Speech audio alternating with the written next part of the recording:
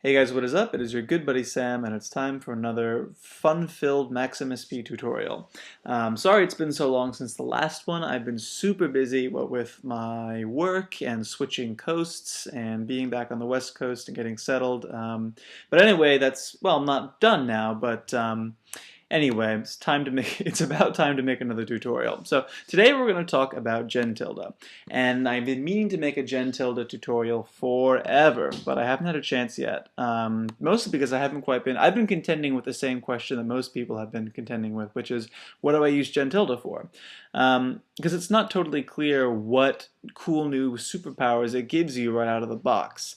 What I've sort of found in working with it is that it doesn't necessarily work that way. What gen tilde really does is it encourages you to build patches out of tiny parts, these super optimized pieces of code, and then to wire them together in a way that lets you build very powerful stuff without even realizing it. So the answer to how do I use gen tilde is simple. Just use it as often as you can to build as much as you can, and you'll find that you're building cooler patches faster and more often, and without hitting that DSP ceiling that you might have been when you were doing your patching before. So anyway, let's fucking do it already. Nobody cares. Alright, so today we're going to make a saw cloud. What is a saw cloud? Well, it sounds exactly as awesome as it is. Basically, you add together a bunch of sawtooth waves, and they interfere with each other, and it sounds really, really cool. This may be a two-parter, but in the first part we will get a cool sound, I promise. So, first thing that we're going to need three things. We're going to need a buffer that holds our sawtooth. We're going to need to get data from this MIDI keyboard that I have, and we're going to need to actually write the gen thing that makes the sound. So let's do the first part first. Let's make a buffer, and we'll call it saw up. And it's going to hold our saw data. It's going to hold 1,000 samples of a sawtooth wave. So first thing we need to do is when we load this patch up, we want it to fill it with those samples. So we make a load mess 1,000. And then, you know what, just for the hell of it, it doesn't actually matter how many samples you use as long as you use enough. So we'll use 9,001 samples. So we make a load mess 9,001. And then the first thing we want to do is make sure our buffer actually has that many samples. So we send it the size in samps message with the contents of that load mess. And the next thing that we're going to do is populate this buffer with the correct sample values. So we're going to use a peak tilde object, peak tilde, and give it the saw up buffer. In this middle inlet, it takes the sample value to write. In this left inlet, it takes the actual sample index to write.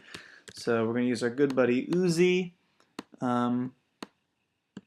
Let's see, and out of this outlet, trigger integer is going to come the numbers 1 through 9,001, and we're going to scale those values to be in the range of -1 to 1. These are overlapping, and that looks terrible. Okay, pretty good. Let's see. Right, sample value for writing, and then we actually write the sample. So hopefully this all makes sense. First thing we do, we take the buffer, resize it to have 9,001 samples, and then we fire off the numbers 1 through 9,001, and we write those numbers into our buffer, scaling from -1 to 1 as we go. And if we double click this load mess to fire it off and open up our buffer, lo and behold, we have one full cycle of a sawtooth wave. Awesome! So let's take this and hide it off in the corner because we don't actually need it anymore. I'm just going to take up space. Okay, next thing to do, we need to get data in from our MIDI keyboard. So MIDI in, that's not how you spell MIDI in. Always be sure to spell MIDI in correctly. MIDI parse to parse that MIDI data.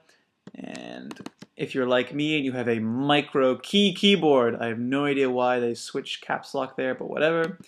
Then select that one. If not, select whatever MIDI keyboard you have, and then out of this left inlet here should come notes on and off, and they do. That's awesome. So what we want here, we're going to make a mono keyboard, and one annoying thing is that we want note offs to trigger the note to stop playing, but only if it's the note off that we're currently playing, if that makes sense. So like if I play a C and then I play a D, and then I let go of the C, I don't want that note off to have any impact because I'm playing D now, not C.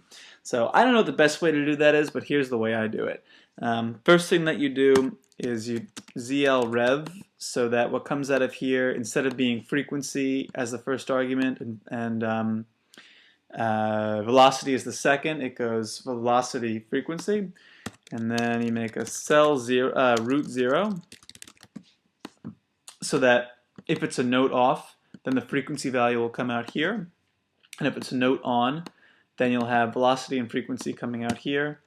Unpack integer, and so frequency is coming out here, and velocity is coming out here.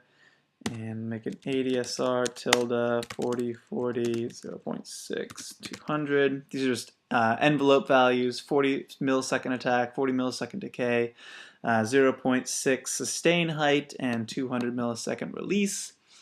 On a note on, send that to your ADSR. Actually, that's lame. Scale 127. 0.1, or I guess 0.01. Send that into scale, so it'll actually have some dynamics, which is nice.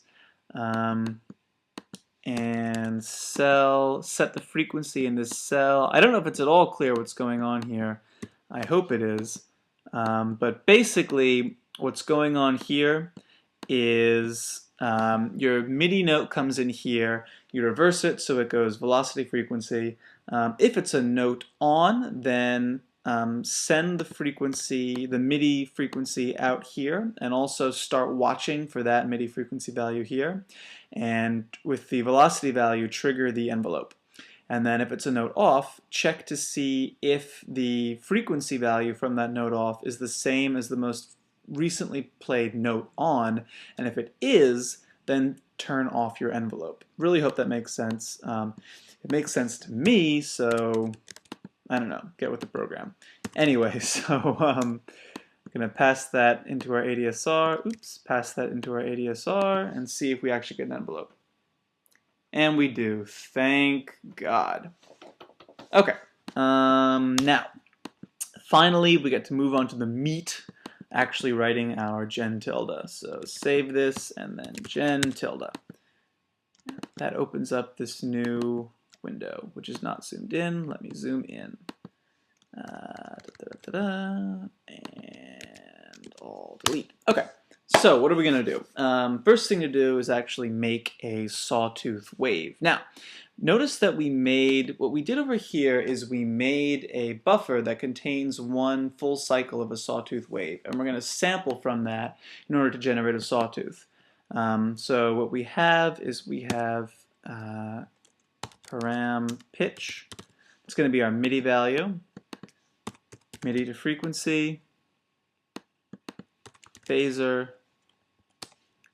Okay, so this should look pretty simple so far. We have a phaser object that phases between 0 and 1, and we're going to feed that into a cycle object. Now that cycle object reads from a buffer, so we need to declare that buffer. Saw up.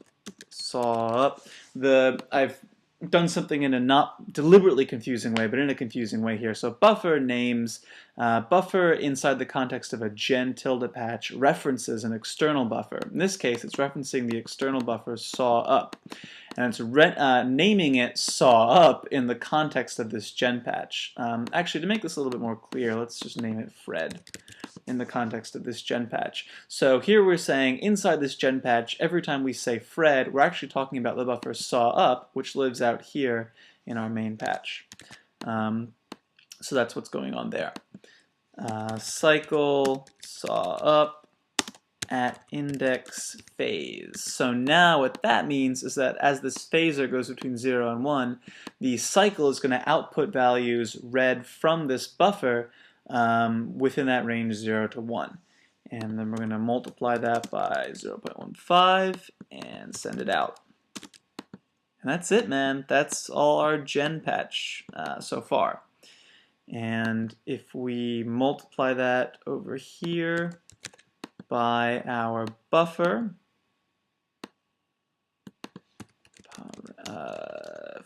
pitch.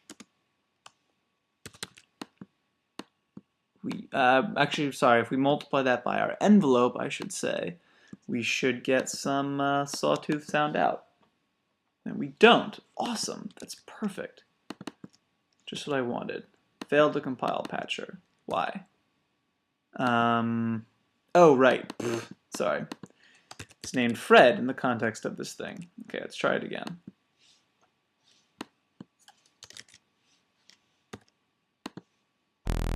Yes.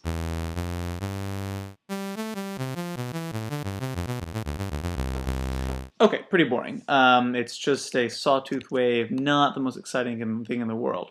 So before we go any further, let's just clear something up right away, because I think this is pretty interesting. You'll notice here that we're using a phaser object to read a cycle object that just reads a sawtooth wave from a buffer. Why? Phaser spits out a sawtooth anyway. Why the hell would we do that? The answer to that is that phaser is actually not that good for generating audio because it doesn't do any interpolation. That means that you can get some harshness to the sound if you try to use it as a sawtooth. Cycle will do interpolation, so if you read values especially close to where the waveform wraps back around, it will interpolate in a way that helps the audio sound a bit smoother, which is nice, and more true to how a sawtooth wave would actually sound if you were generating it in, say, analog. I think anyway. That could all be bullshit. That might be true. It might also be completely false. So just assume it's true. Anyways, so now to make this an actual saw cloud, what we want to do is add some other phasers to this. So the way we're going to do that is to move this guy over and then duplicate him. And what's going to go into this MIDI to frequency is not just going to be that straight up MIDI to frequency. We're actually going to add to it a number. In particular, we're going to add to it 2 times 0.05 times 1. So we're going to multiply together 0.05 and 2, multiply those by 1, and then add that to this guy. And then what does that sound like? Nothing. Oh, really?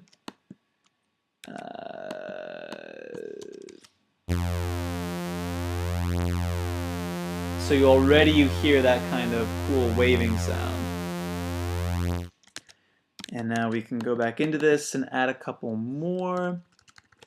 And I like to do, I'll do 2 more. No, I'll do 3 more. And down here where we were multiplying by 1, I'm going to multiply by -1. So this way, what's going to happen is we're going to have our main phaser here, our phaser that's some frequency above. This one's going to be a little bit even higher frequency but below. This one's going to be an even higher frequency but above. And this one's going to be an even higher frequency but below. So we're adding to this thing the raw pitch, pitched up a little bit, pitched down a little bit, pitched up even more, and pitched down even more.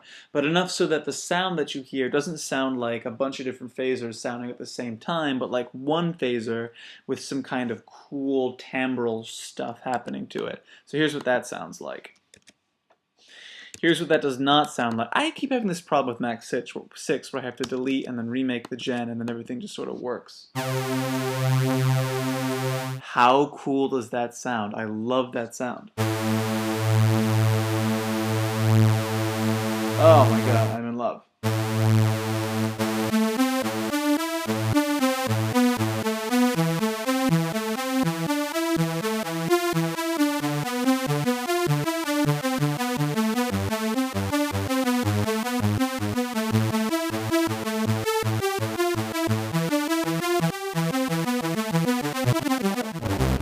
Anyway, you get the idea. There you go. A super cool saw cloud sound. Sounds like this. And there's your sweet introduction to Gen. Or rather to Gen Tilde. because I already did some gen tutorials. So yeah, I'm gonna cut it off there for now in this video, and in the next video I'll show you how to add some other dynamic controls to that sound and really make it interesting and fun to play with on this little keyboard. But for now it's gonna be part one. Anyway, hope that was fun, hope you had fun watching, and I hope you learned something cool about Gen Tilde.